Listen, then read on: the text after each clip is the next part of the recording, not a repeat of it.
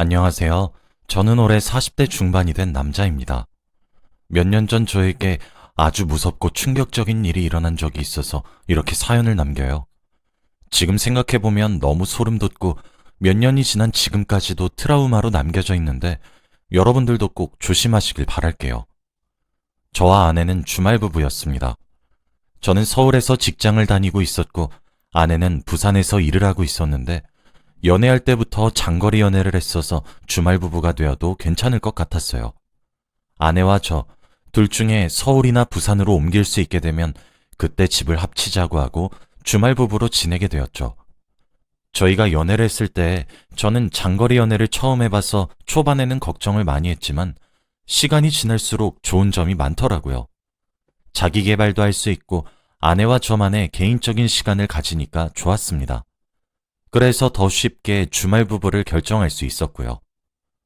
제가 주말 부부를 한다고 하니까 주위에서는 뜯어 말리는 거 있죠. 몸이 멀어지면 마음도 멀어진다고 하면서 장거리 연애는 괜찮지만 주말 부부는 힘들 거라고 차라리 다른 여자 만나라고 하더라고요. 제가 인터넷에 찾아봐도 주말 부부는 배우자가 바람 피우기 딱 좋다던지 집값과 기름값이 장난이 아니라고 하는 말이 너무 많았습니다. 그치만 저와 아내는 서로에게 신뢰가 많이 쌓여 있었고 제가 알던 아내는 바람을 피울 사람이 전혀 아니었기에 저희는 행복하게 결혼 생활을 시작했어요. 솔직히 신혼 때부터 주말 부부를 하니까 보고 싶기도 했고 결혼한 게 맞나 싶을 정도로 외로웠습니다. 아내도 저와 비슷했는지 결혼하자마자 아내가 바뀌었어요. 주말 부부라 할 수 없을 정도로 서울에 정말 자주 왔거든요. 아내는 일을 마치면 바로 부산에서 서울로 고속도로를 타고 밤늦게 왔고 새벽에 다시 부산으로 출근하기 위해 내려갔습니다. 평일에 적어도 2번은 왔는데 아내는 보고 싶어서 왔다며 저에게 많은 애정을 퍼부어줬죠. 솔직히 부산에 혼자 있을 아내가 걱정되고 다른 남자가 있을까봐 무섭기도 했는데 이렇게 저를 좋아하는 마음을 보여주고 저를 자주 보러 와주니까 너무 안심되더라고요. 주말에만 만나는 주말 부부가 맞나 싶지만 그래도 자주 보니까 좋았습니다. 부산에 자주 내려가고 싶어도 일이 너무 바쁘기도 하고 그게 얼마나 힘든지 아니까 시도도 못했는데 아내는 그 힘듦을 감수하고 서울까지 와줘서 얼마나 고마웠는지 몰라요. 제 주위 사람들도 그런 아내의 모습을 보고 결혼 정말 잘했다라는 말을 엄청 많이 해주었습니다. 아무것도 아닌 저를 위해서 왕복 10시간을 달려서 와주니까요. 그래도 양심상 평일에 아내가 서울에서 와주면 주말은 무조건 제가 부산으로 내려갔습니다. 부산으로 가면 아내의 집으로 가는 게 아니라 데이트를 해요. 아내는 집에 있기 싫다며 주말에는 맛있는 음식도 먹고 예쁜 것도 구경하면서 데이트를 하고 싶다고 합니다. 제가 장난식으로 왜? 집에 누구 숨겨놨어? 라고 장난을 친 적이 있어요. 원래 아내의 성격이라면 웃으면서 그게 무슨 소리야 라고 했을 텐데 아내는 갑자기 정색을 하면서 말이 너무 심한 거 아니야? 라고 하더라고요. 솔직히 화를 내는 아내를 보니까 왠지 집을 가봐야 할 것 같았습니다. 주말 부부를 하고 아내의 집을 초반에만 가봤지 그 뒤로는 한 번도 간 적이 없어서 가보기로 했어요. 그래서 다음 주 주말에 저는 아내가 살고 있는 부산으로 갔습니다. 그날은 아내의 집에서 편안하게 쉬고 싶기도 했고 저번에 정색을 하고 화를 낸 게 찝찝해서 눈으로 확인하고 싶기도 했거든요. 아내의 집으로 가니 제가 의심한 게 이상할 정도로 깔끔하게 정리되어 있더군요. 티 안 나게 집안 곳곳을 서성이면서 누구를 들인 흔적이 있는지 찾았습니다. 그런데 아내의 집은 머리카락 한 톨도 떨어져 있지 않았고 모델하우스 같은 느낌이 가득한 거 있죠? 여보, 집이 왜 이렇게 깨끗해? 부산 집에 자주 안 와? 내가 평일에 대부분을 서울에 있는데 부산에 잘 못 오지. 그냥 잠만 자는 집이야. 봐, 아무것도 없지? 아내가 그때 화를 낸 게 이해가 될 정도로 집은 사람의 흔적이 전혀 보이지 않더라고요. 누구를 숨겨놓을 정도로 아내는 집에 자주 오지 못하는 사람인 것 같았습니다. 그렇게 깨끗한 집을 보니까 제가 아내를 의심하는 말을 듣고 아내가 많이 억울할 것 같긴 하더라고요. 아내한테 사과를 하고 그날 저희는 아내의 집에서 오붓하게 시간을 보냈죠. 그리고 일요일 낮에 서울로 올라가려고 하는데 아내가 자기도 나가야 한다고 하는 겁니다. 어디 가냐고 물어보니 친구들이랑 약속이 잡혀서 나가야 된다고 했고 아내와 같이 준비를 하기 시작했죠. 평상시에는 혼자서 대충 준비하고 나가는데 아내와 단둘이서 같이 준비하니까 왠지 모르게 다른 부부들은 평소에 이런 모습인 건가 하면서 우울해지는 거 있죠. 저희도 부부인데 주말에만 보고 어쩔 수 없이 각자 생활을 하니까 부부가 아닌 것 같아지면서 슬퍼지더라고요. 얼른 아내와 집을 합쳐서 같이 준비도 하고 같이 밥도 차려 먹으면서 부부 느낌을 내고 싶었습니다.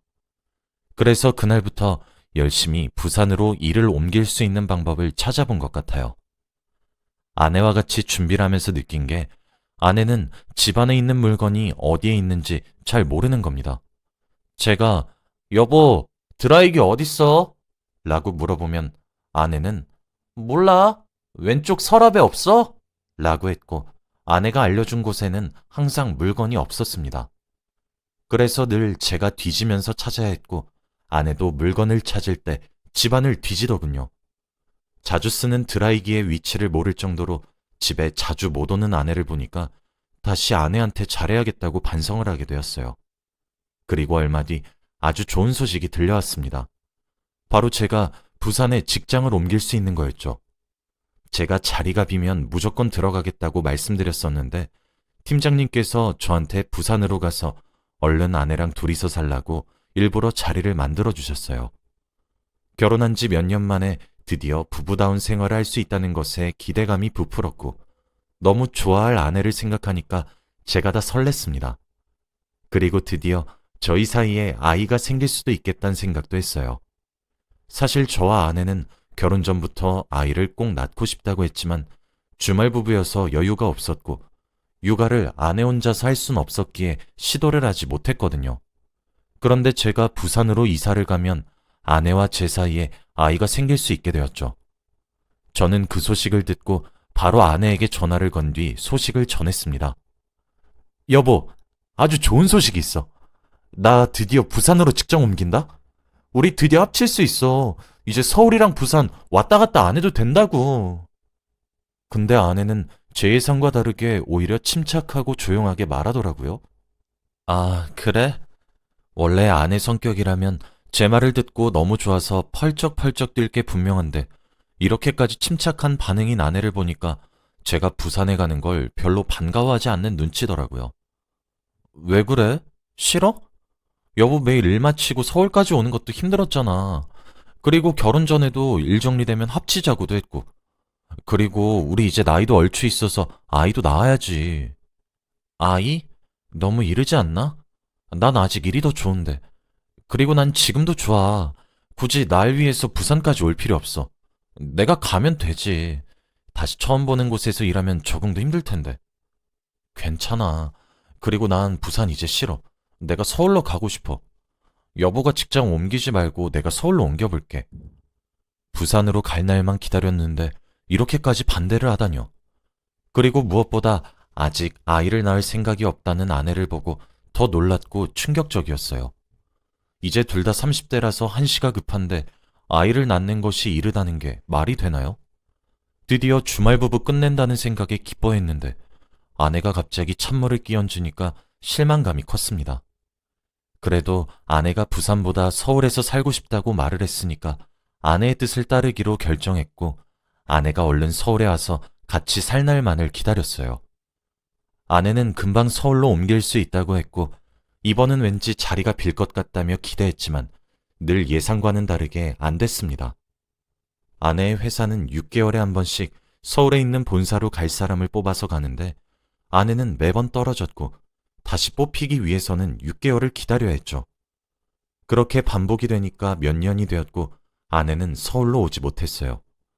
그동안 제가 여러 번 내가 그냥 부산에 가겠다고 그랬지만 아내의 고집을 꺾을 수 없었고 몇 년 동안 서울에 상경하겠다는 말만 하더라고요. 시간이 지날수록 아이를 낳는 것은 포기했고 아내가 평일에도 저희 집에 오는 횟수도 줄어들었습니다. 그래도 주말에는 서로 데이트는 했지만 예전만큼의 뜨거움은 없었죠. 사랑이 식어가는 느낌과는 별개로 다른 주말 부부들처럼 정석대로 결혼 생활을 이어나간 거죠. 그리고 아내의 생일이 다가왔습니다. 원래는 생일날이 평일이면 못 만나거나 생일 전 주말에 만나서 미리 생일 파티를 했는데 이번은 아내의 생일이 다행히도 주말이었어요. 그래서 생일 맞이할 겸 오랜만에 서울에서 데이트를 하기로 했죠.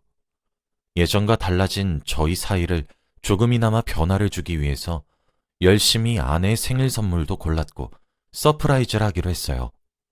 아내한테 일이 바빠서 주말에도 회사에 가는데 저녁에 집에 도착할 것 같으니 먼저 서울에 있는 집에 가서 기다리고 있으라고 했어요. 아내는 많이 서운해했지만 그래도 어쩔 수 없으니 집에 먼저 가 있는다고 하더군요.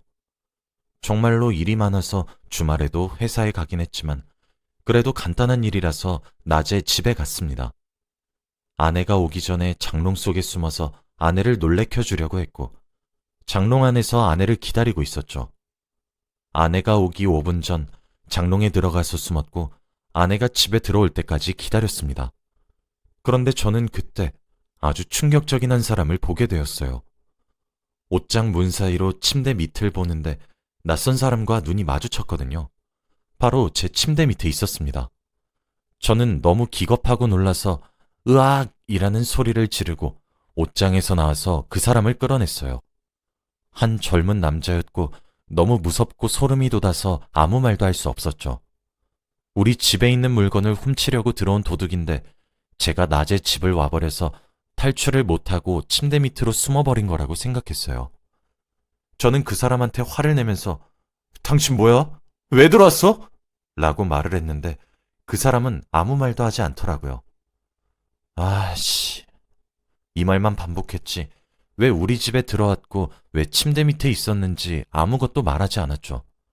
경찰에 신고를 하고 싶었지만 제 두 손은 그 사람의 멱살을 잡고 있었고 경찰에 신고를 하면 보복이 있을까봐 두려워서 손을 쓸 수 없었는데 그때 마침 아내가 저희 집 현관문 비밀번호를 누르는 소리가 들리더라고요. 그때 저는 드디어 경찰에 신고할 수 있겠다는 생각에 기뻤는데 아내는 집에 들어오자마자 소리를 지르며 으악 하는 겁니다. 아내도 저희 집에 낯선 사람이 있으니까 너무 놀란 것 같았습니다. 놀란 아내에게 저는 얼른 경찰에 신고해. 도둑이야! 라고 했지만 아내는 너무 놀랐는지 입만 막고 있었고 경찰에 신고를 못 하더라고요. 가만히 서 있지만 말고 얼른 신고하라니까? 빨리 112에 전화해! 제가 언성이 높아지고 화를 내니까 아내는 드디어 정신을 차렸는지 알겠어 하며 신고를 했습니다. 그런데 갑자기 그 남자는 소리를 지르면서 뭐야 왜 전화해? 라고 하더라고요. 드디어 상황 파악이 된 건지 신고하지 말라고 했고 저는 경찰이 오기를 기다렸습니다. 그런데 그 남자가 충격적인 말을 하더라고요. 저희 아내의 이름이 미화인데 아내 이름을 부르면서 미화야, 네가 어떻게 나한테 그래? 내가 너 때문에 어떤 짓까지 했는데 라고 하는 게 아니겠습니까? 어떻게 그 남자가 제 아내 이름을 아는 건가요? 아내는 당황하면서 식은땀을 줄줄 흘리고 있었고 저는 아내에게 뭐야? 당신 이 사람이랑 아는 사람이야? 라고 했어요. 아내는 동공이 심하게 흔들렸고 저는 그 사람의 멱살을 잡고 있던 손목에 힘이 스르륵 풀리더라고요. 정말 아내의 사생활은 충격적이었습니다. 그 사람은 바로 아내가 만나고 있던 사람이었거든요. 정말 어떻게 이런 일이 생길 수 있죠? 그것도 아내 생일날 말이죠. 그때 경찰이 들이닥쳤고 그 사람은 수갑을 채워진 채 경찰서로 갔습니다. 저는 상황 파악도 제대로 되지 않은 채로 벙쪄서 경찰서로 따라갔고 그 남자가 경찰에게 조사를 받는 과정에서 충격적인 사실을 하나 더 알았어요. 그 사람은 바로 아내의 전 남자친구였다는 사실을요. 그리고 더 대박인 사실은 바로 아내와 사귈 당시에 아내 대신 교도소를 갔다 왔대요. 아내가 운전하면서 사고를 냈는데 조수석에 타고 있던 그 남자가 아내 대신 감옥에 가주었다고 하더라고요. 어떻게 이런 일이 있을 수 있나요? 그 남자는 출소를 하고 아내와 다시 만났고 아내는 서울에서 그 사람을 만난 거였죠. 아내가 결혼 초에 서울에 평일에도 오고 자주 왔던 게 바로 그 사람 때문이었습니다. 아내는 저에게 나 그 사람 사랑 안 해. 그 사람은 나 대신 감옥 가준 게 양심상 걸려서 그래서 잠깐 만난 거였어. 정리하려고 했어. 라며 핑계를 대었고 저는 믿을 수 없었죠. 저 몰래 저희 집에서 자주 만난 모양입니다. 어떻게 침대 밑에 숨어 있을 수 있나요? 아내는 제가 늦게 온다는 말을 듣고 그 사람을 불렀고 그 남자는 아내가 아니라 제가 그 집에 들어오니까 너무 놀라서 침대 밑에 숨었다고 해요. 정말 믿기지 않는 상황입니다. 더 놀라운 건 또 한 가지 더 있었어요. 바로 아내는 이미 오래전에 서울에서 일을 하고 있었단 사실을요. 아내는 서울로 발령 난 지 오래되었고 부산에 있는 집도 서울로 이사를 했다고 합니다. 그래서 그 남자와 자주 만날 수 있었고 저는 뒷전이었던 거죠. 제가 늘 부산에 갈 때마다 친구 집을 빌려서 거짓말 친 거래요. 그래서 드라이기 위치도 모르고 그랬나 봅니다. 생각해보면 증거가 이렇게 많았는데 왜 저는 몰랐던 걸까요? 지금 봐도 제가 너무 한스럽고 바보 같아요. 너무 후회 중입니다. 한 번에 아내의 비밀을 알아버리니까 감당이 되지 않았고 화도 안 나는 거 있죠? 오히려 덤덤했고 자책만 했습니다. 아내는 이제 만천하에 자신의 비밀이 다 드러났으니 아무 말도 하지 못했고 멍하니 앉아 있더라고요. 경찰도 이런 사건은 처음이었다고 말을 했고 수사를 제대로 하기 시작했어요. 예전에 아내가 냈던 사고를 다시 재수사하기 시작했고 아내는 가중처벌까지 받으면서 감옥에 갈 수밖에 없었죠. 그 남자는 저에게 죄송하다고 사과를 했지만 저는 받아주지 않았습니다. 그 남자도 아내에게 배신당하고 화도 났겠지만 저 몰래 아내와 바람을 피우고 제 집에 함부로 들어온 건 잘못한 거니까요. 그 남자도 지금 생각해보면 왜 아내를 믿고 감옥에 대신 가줬는지 후회된다고 해요. 정말 그 사람은 감옥에서 몇 년 동안 있으면서 얼마나 힘들었을까요? 자기가 저지른 일도 아닌데 말이죠. 아무튼 저는 집으로 돌아와서 이사 준비를 했어요. 더 이상 그곳에서 못 살 것 같더라고요. 그리고 이사라면서 침대를 들여놓지 않았어요. 그때 옷장 속에서 침대 밑에서 그 남자와 눈이 마주친 게 트라우마로 남아서 침대 밑에 늘 누군가 있을 것 같거든요. 지금 생각해도 너무 충격적이고 소름이 돋았습니다. 결국 아내는 감옥에 갔어요. 자연스럽게 이혼을 했고 저는 혼자가 되었죠. 그리고 지금 글을 쓰고 있는 시점은 이혼한 지 3년이 다 되어 갑니다. 어떻게 그 여자를 철석같이 믿었는지 모르겠네요. 이제 3년이 지나서 그 여자가 출소할 때가 되었는데 마주칠까봐 겁이 납니다. 혹시라도 복수를 할 것 같거든요. 여러분들도 여자나 남자 잘 보고 결혼하세요. 이런 비밀이 있을 수도 있잖아요. 제 이야기는 여기까지입니다. 들어주셔서 감사합니다.